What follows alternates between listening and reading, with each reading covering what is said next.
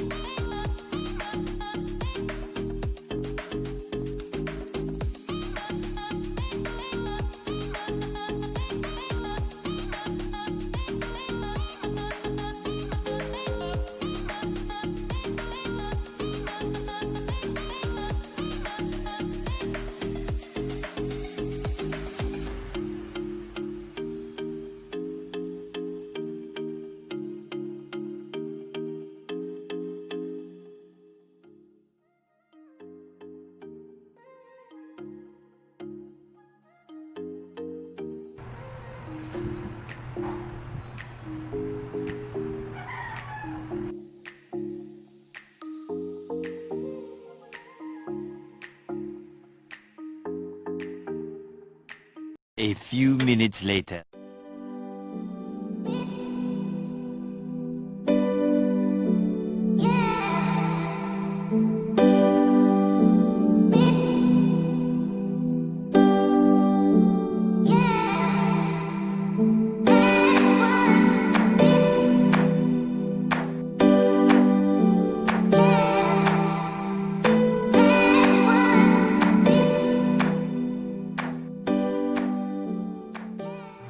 So, okay, ayan. Okay naman siya. Mahirap lang siya ilagay and I hope it will last a week or yeah. Kasi mahirap kasi siyang ilagay. So, para naman worth it yung paglagay ko, 'di ba? Maganda na siya, guys, and makakamura ka pa kasi this product only cost 158 pesos without the shipping fee. Pero kung may voucher ka naman na free shipping, then it's worth it. So, I got this product, guys, on Shopee under SANIYE. Careful lang kayo sa paggamit nito, guys, kasi medyo delikado siya.